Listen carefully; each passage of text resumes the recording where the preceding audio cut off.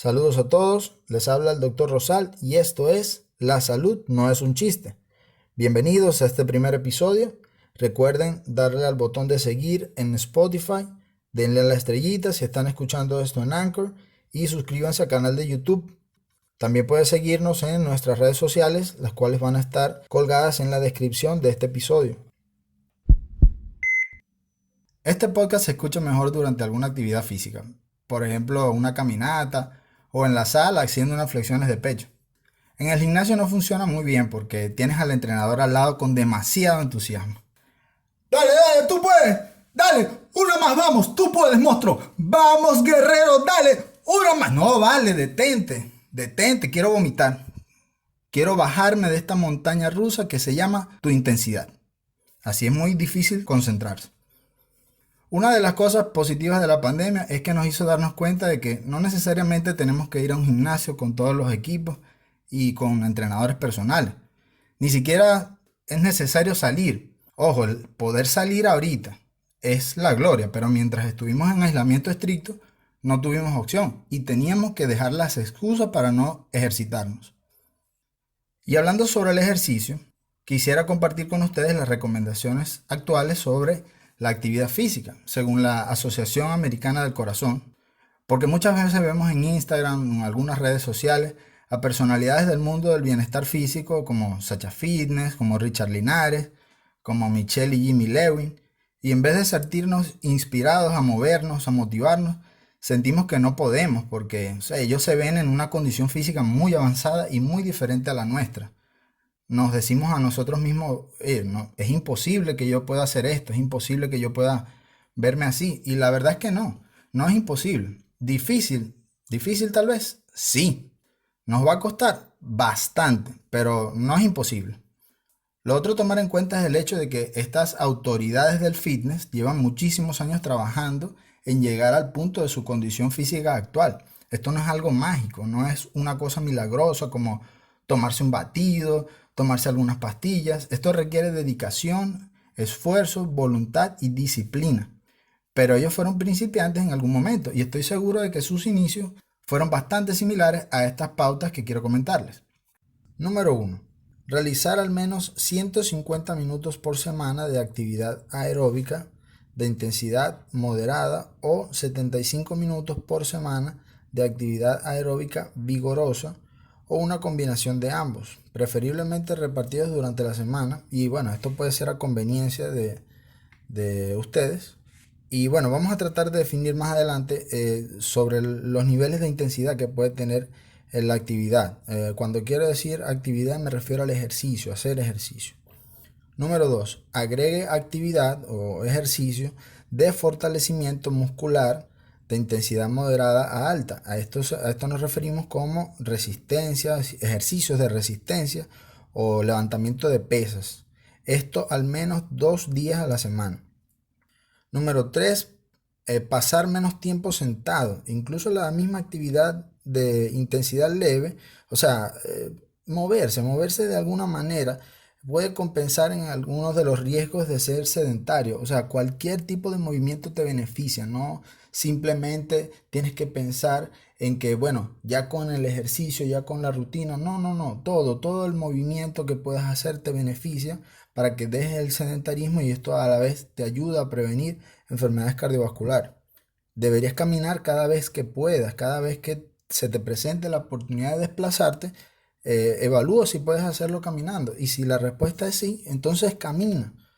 ¿Saben cuánta gente me he cruzado que suben 1 o 2 pisos en el ascensor?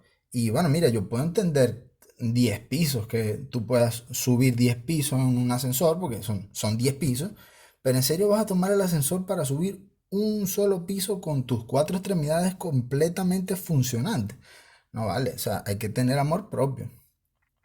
Número 4, obtener más beneficios, o sea, se obtienen más beneficios estando activo durante al menos 5 horas por semana. Entonces esto tenemos que estarlo calculando. Y lo número 5 es que debemos incrementar la cantidad e intensidad gradualmente con el tiempo, no estancarnos en un solo esquema de ejercicios o en un solo tiempo de ejercicio o en un mismo patrón de ejercicio. Si hacemos lo mismo repetitivamente, evidentemente que nos vamos a sentir, ya que podemos tolerar, y la idea es ir incrementando este requerimiento o este nivel de intensidad o de complejidad para seguir obteniendo los beneficios de la actividad física. Entonces, ¿a qué nos referíamos con el ejercicio moderado o el ejercicio vigoroso o intenso? El ejercicio moderado es aquel ejercicio que hace que tu corazón lata rápido. Tú puedes tener una conversación con alguien sin interrumpirla, pero empiezas a respirar profundo, empiezas a respirar más profundo y empiezas a notar el sudor, empiezas a sudar. Esta actividad moderada es la que les hablaba de los 150 minutos cada semana, o por sacar alguna cuenta de distribución en la semana pueden ser 30 minutos al día, 5 días de la semana, como por ejemplo de lunes a viernes. Ejemplos de esta actividad o ejercicio moderado, de moderada intensidad, puede ser caminar a un paso acelerado, correr bicicleta o manejar una bicicleta en una superficie plana, puede ser nadar, empujar una podadora. Si tienes una podadora en tu casa, bueno, puedes hacer, esto se considera como un tipo de ejercicio moderado, o incluso puede ser un coche con un niño que sea ya grande, un niño escolar. Puede ser algún juego que juegues con tus niños o con algunos amigos que requiera movimiento. Puede ser, por ejemplo, voleibol. Eso es un deporte que es de actividad moderada. No te estás moviendo todo el tiempo agitadamente, pero sí requiere un movimiento continuo, al menos moderado. Puede ser las tareas de jardinería. No necesariamente tiene que ser algún deporte o alguna cosa. También las actividades como por ejemplo la jardinería en tu casa, si tienes algún patio, algún jardín, algún huerto. Puede ser las tareas de jardinería, pero continuas. Tienes que hacer cosas continuamente. No puede ser nada más sembrar una matita. Tienes que cavar, tienes que sembrar, tienes que agacharte, pararte para mover cosas. Entonces, si estás haciendo cosas continuamente, esto cuenta. Ahora, cuando hablamos de ejercicio vigoroso o ejercicio de alta intensidad, un ejercicio que ya requiere más de ti, requiere más intensidad, te agota más y tu corazón late muchísimo más rápido, tú lo sientes, ya lo sientes que te golpea el pecho y puedes igual tener una conversación con alguien, pero tienes que detenerte para agarrar, para respirar más profundo, porque necesitas más aire, entonces tienes que agarrar pausa. Cuando tú te sientes así, eso es porque estás haciendo un ejercicio vigoroso o un ejercicio de alta intensidad. Y de esto, la Asociación Americana del Corazón recomienda 75 minutos cada semana, que pudieras distribuirlos, por ejemplo, 15 minutos cada día por 5 días, ¿verdad? De lunes a viernes igual. Ejemplos de esto son correr o trotar, puedes jugar tenis, puedes nadar, pero esta vez no nadar libremente, sino hacer vueltas de nado. Puede ser manejar bicicleta, pero en una superficie inclinada, ya sea con una colina hacia arriba, una montaña. Puedes jugar básquetbol, que es un deporte que sí requiere de movimiento continuo y vigoroso, incluso patinaje en línea, pero con un paso acelerado. Ya después que empiezas no debes detenerte, debido a que el periodo para abandonar el sedentarismo son 4 meses posterior a un hábito de ejercicio ininterrumpido. Por eso es que no basta salir a caminar el día después de devorar esa pizza familiar tú solo, tienes que ser constante. El tema del cual les quiero conversar en este primer episodio es sobre la inmunidad de rebaño. Entonces, vamos a ahondar un poco en lo que significa esto, de qué se trata. La referencia que he revisado sobre este tema es de un artículo de investigación de la revista JAMA. Para mis amigos en Ecuador, si están pensando que esta revista es de la ciudad de Jama, pues no es así. Para quienes no conocen Ecuador, Jama es un cantón de la provincia de Manabí que tiene una población de 23.253 habitantes, cuya actividad económica usualmente se basa en la ganadería, la pesca y evidentemente también en el turismo, porque tiene playas muy bellas en la costa del Océano Pacífico. Uno pensaría que puede tener una revista médica, pero no, no es el caso. Este no es el caso, ¿ok? No tiene revista médica. La revista médica de la que les hablo es la de la Asociación Médica Americana, en inglés Journal of the American Medical Association, y de ahí sus siglas JAMA, JAMA en español, pero es para dejarlo claro, que no haya confusión, ¿ok? La inmunidad de rebaño, también conocida como inmunidad directa, protección comunitaria o inmunidad comunitaria o colectiva, puede tener muchos nombres, pero esto se refiere a la protección de individuos susceptibles contra una infección cuando existe una proporción suficientemente grande de individuos inmunes en una población. Es decir, protección de individuos que están propensos a adquirir una enfermedad por el hecho de que ya hay varias personas que tienen inmunidad, ya sea que la hayan adquirido por una infección natural o por el medio de la inmunización, por el medio de las vacunas. Ya en el nombre lo incluye, mira, se trata de inmunidad, se trata de protección. No se llama infección comunitaria como algunos grupos, algunas personas pudieran pensar que es. No se trata de salir a la calle y bueno, vamos a infectar a todos para que todos tengamos inmunidad luego. No, no se trata de esto. No se trata de esto. Imagínense que los invitan a una fiesta en un departamento y entonces el dueño dice, bueno, mira, sí, bueno, vamos a estar aquí, lo vamos a pasar muy bien, pero bueno, hay como seis panas que están enfermos, tienen gripe, eh, algunos van a empezar a toser y eso, y bueno.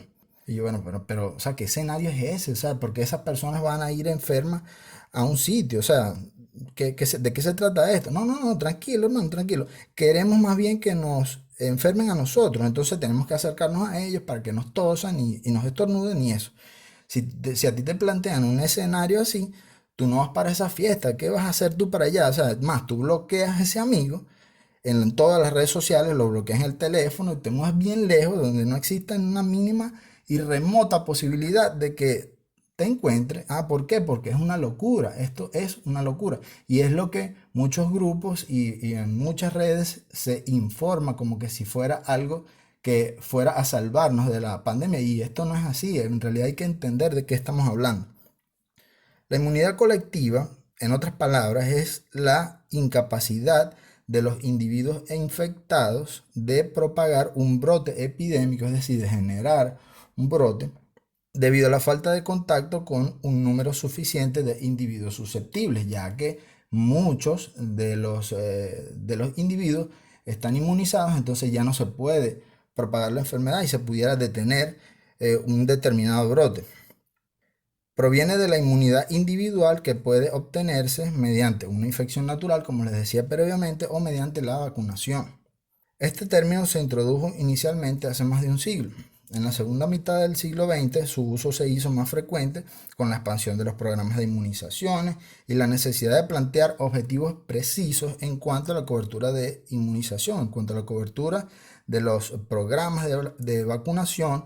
Se tuvieron también discusiones sobre la erradicación de enfermedades en estos momentos, en este periodo del tiempo, y también se hicieron análisis de costo-efectividad de los programas de vacunación. Entonces ahí es donde este término agarró auge. Entre algunos ejemplos exitosos de los efectos de la inmunidad de rebaño inducida por vacunas, tenemos la erradicación de la viruela y las reducciones sostenidas de los casos de enfermedades en el adulto y en pacientes no vacunados después de la inmunización infantil de rutina con vacunas para hemófilo influenza tipo B conjugada y vacunas antineumocóxicas. Se demostró que luego que se implementó ampliamente la vacunación de estas vacunas que les estoy hablando, redujeron enormemente los casos y por supuesto erradicación de la viruela, es lo que les mencionaba. Otro término importante que puede ser algo complejo de manejar, pero vamos a tratar de explicarlo lo más sencillo posible, es el umbral de la inmunidad de rebaño o el techo o límite de la inmunidad de rebaño.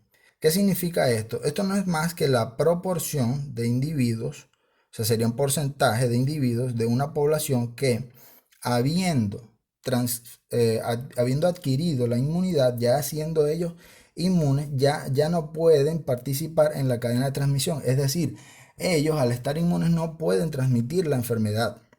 Si la proporción de individuos inmunes en una población está por encima de este umbral o este techo, está por encima de este nivel, los brotes actuales se extinguen. Entonces se interrumpe la transmisión endémica de cualquiera que sea el patógeno, sea un virus, sea bacteria, hongo. Si hay suficiente gente inmunizada, ya no se transmite entre ellos el germen.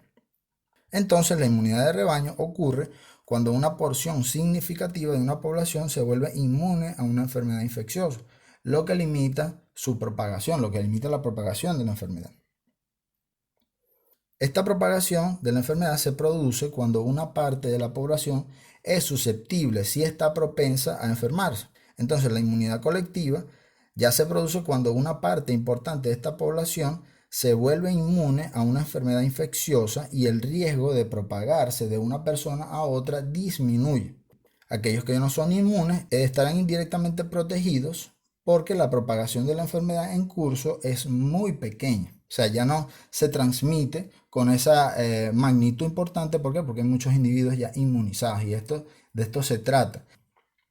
Ahora, ¿qué pasa con el SARS-CoV-2? ¿Qué pasa con la COVID-19? ¿Qué implicaciones tiene para esto?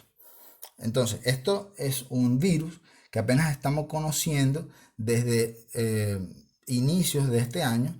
Entonces, obviamente que no hay la data suficiente como para entender qué es lo que verdaderamente pasa o puede pasar. Entonces, lo estamos viendo en tiempo real.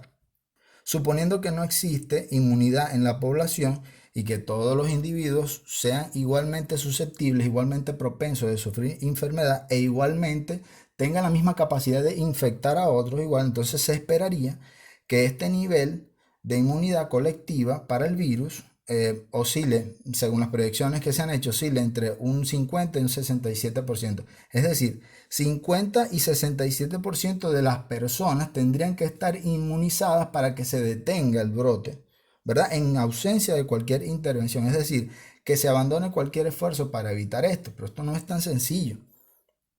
Otro factor que interviene acá también es la duración de la protección contra el virus, porque ya está demostrado que en varios casos que la inmunidad es temporal, no es para siempre. La inmunidad contra el virus de la COVID, el virus SARS-CoV-2. Con los coronavirus estacionales que conocemos desde siempre y que son causantes frecuentes de resfriado común, bueno, vamos a hacer una pausa aquí, ya va. Usted me está diciendo que hay otros coronavirus y no son de este año. Bueno, mira, sí, así es. Los coronavirus existen desde antes del 2020, desde hace mucho tiempo, así que ya no le echen la culpa en 2020, ¿vale? No le echen la culpa al pobre año, que está a punto del suicidio. Mira, el 2020 está a nivel del Chavo cuando lo acusaron de los rateros y lo botaron de la vecindad. O sea, vamos a darle un descanso, ¿vale? Pero volvemos al tema. Con estos coronavirus, la inmunidad duradera no se ha observado o ha sido de corta duración. Para las infecciones que producen una inmunidad transitoria, es decir, temporal, el grupo de personas propensas a enfermarse aumenta muy rápido si no se tiene una vacuna. Y esto lleva a que aparezcan los brotes. Con una vacuna eficaz y un programa de vacunas eficiente, se puede mantener la inmunidad colectiva que tanto queremos, incluso si se requiere vacunación periódica para hacerlo. Y se pueden reducir los brotes siempre que la comunidad mantenga los niveles necesarios, de inmunidad. La forma en que los individuos interactúan entre sí en la sociedad también tienen un rol importante porque la gente se comporta de diferentes maneras en diversas situaciones y no todos los grupos y subpoblaciones se van a infectar o van a generar inmunidad en igual proporción y en igual territorio. O sea, no todo el mundo va a ir, la gente no se va a distribuir y organizar. Bueno, mire, vamos todos ustedes organícense, 3 infectados vayan a tal ciudad y otros infectados. No, la gente se mueve independientemente. Y esto también tiene un rol importante acá en generar esta inmunidad de rebaño. Se ha demostrado que las personas que tienen un mayor número de interacciones se infectan más tempranamente durante los brotes. Y esto pudiera enlentecer la propagación comunitaria de una infección antes de alcanzar la inmunidad colectiva. Pero existe una gran incertidumbre con respecto a si esto aplica para la pandemia actual porque no se tiene la suficiente data, lo estamos viendo. Entre otros factores también está la manera en que nuestro sistema inmunológico se comporta ante el virus, lo cual estamos tratando de estudiar y como les dije, esto lo estamos viendo en este momento, lo estamos tratando de comprender. Entonces, la idea de instaurar políticas en relación a inmunidad de rebaño basada en infecciones, basada en infectar a la gente activamente sin proteger a nadie, o sea, o proteger nada más a ciertos grupos, es bastante difícil de digerir. Esto es bastante difícil y mucho menos de implementar, sobre todo con la poca data que se tiene sobre su efectividad. Algunos grupos científicos y políticos han propuesto esto como solución al problema de la pandemia, pero esto no es tan sencillo como decirlo. Esta estrategia es de muy, muy alto riesgo. Es más, estamos viviendo en este momento muchísimas muertes a nivel mundial y sin intentar inmunidad de rebaño globalmente. Entonces imagínense qué es lo que pudiera pasar si activamente todo el mundo decide que todo el mundo se infecte. Una catástrofe mundial, mayor a la que podamos ver en este momento. Secuestrar y aislar a las poblaciones de alto riesgo no es práctico porque las infecciones que se transmiten inicialmente en las poblaciones de bajo riesgo pueden propagarse a las poblaciones de alto riesgo luego y los hemos visto en muchos casos. Gente que por ser de bajo riesgo se sintió confiada de que no tendría complicaciones y por eso bajó la guardia. Tal vez no se protegía adecuadamente, no se puso la mascarilla, no se lavó las manos adecuadamente y bueno, después pasó y le tosió en la cara a una señora que es obesa y que sufre de diabetes. Entonces, por supuesto, muy mal pronóstico para esta señora. Además, hasta el momento no hay ningún ejemplo de una estrategia de inmunidad de rebaño basada en infecciones intencionales que haya sido exitosa a gran escala. Así que por favor, a estos grandes maestros de la ciencia que se han encargado de organizar estos protocolos de infección llamados los Corona Parties, por favor deténganse porque lo están haciendo mal. Lo que pasó en Suecia es algo que vale la pena destacar para que tengamos una mayor perspectiva de esto. Al comienzo de la pandemia, mientras otros países de Europa estaban aplicando restricciones y muchas partes del mundo estaban aplicando restricciones a finales de febrero y principios de marzo, Suecia tomó una decisión contra el bloqueo. Inicialmente, las autoridades locales y periodistas describieron esta estrategia como la estrategia de la inmunidad colectiva, la inmunidad de rebaño. Entonces consistió en que Suecia haría todo lo posible para proteger a los más vulnerables, pero del resto su objetivo era que un número suficiente de ciudadanos se infectara, con el objetivo de lograr una verdadera inmunidad colectiva basada en infección. ¿Y qué pasó aquí? ¿Cuál fue el resultado? Lejos de lograr la inmunidad colectiva, se informó que la seroprevalencia en Estocolmo, es decir, la seroprevalencia quiere decir la proporción de personas con inmunidad que sea comprobada por estudios sanguíneos, estudios de serología. Entonces, esta seroprevalencia en Estocolmo fue inferior al 8% en abril de 2020. Y estos resultados fueron similares a varias otras ciudades que sí tenían sus restricciones, como en Europa, perdón, como Ginebra, Suiza y Barcelona. Entonces, de verdad que no hubo diferencia. A finales de marzo de 2020, Suecia abandona esta estrategia y comienza a aplicar restricciones activas, o sea, intervenciones activas. La mayoría de las universidades y escuelas secundarias cerraron, se impusieron restricciones de viaje y se promovió el trabajo desde casa y se prohibieron grupos de más de 50 personas. ¿Por qué? Porque se dieron cuenta que no era viable y tuvieron que detenerlo. Para lograr una inmunidad de rebaño en un país, por ejemplo, como Estados Unidos, con una población de alrededor de 330 millones de personas, se necesitan alrededor de 198 millones de personas que obtengan inmunidad, es decir, que se infecten y se hagan inmunes. Y esto significaría varios cientos de miles de muertes adicionales. Y esto sería algo catastrófico, catastrófico para cualquier país. Y por todas estas razones es que la inmunidad colectiva inducida por infección no es realista en este momento para controlar la pandemia. Las vacunas contra el SARS-CoV-2 pueden ayudar o ayudarán a alcanzar esta inmunidad que tanto deseamos, pero debemos esperar los resultados sobre la eficacia de las vacunas y la cobertura de las mismas. Tenemos que tener data en la mano, no podemos ser empíricos en esto. La inmunidad colectiva es una defensa importante contra los brotes y ha tenido éxito en varias regiones con tasas de vacunación satisfactorias. O sea, escúchese bien, vacunas, estamos hablando de vacunas. No se trata de salir y mandar a la calle a la gente a que se infecte, infecte a otros, porque inmunidad tiene que ser por la vacunación.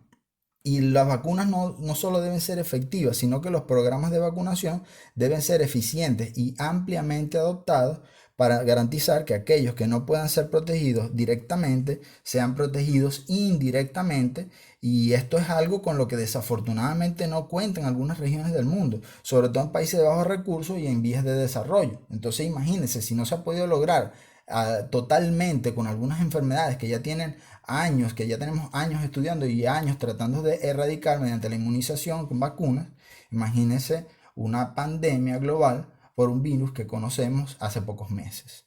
Por último, les digo que si queremos unirnos al rebaño inmunológico, debemos confiar en la evidencia y dejar de seguir al rebaño de la charlatanería. Es incongruente creer en una cura mágica o una estrategia milagrosa e ignorar la evidencia que día a día aparece frente a nuestros ojos. Y con esto me despido. Gracias a todos por escuchar este primer episodio de La Salud No Es un Chiste podcast. Y recuerda protegerte y ayudar a proteger a los demás, porque tu salud no es un chiste.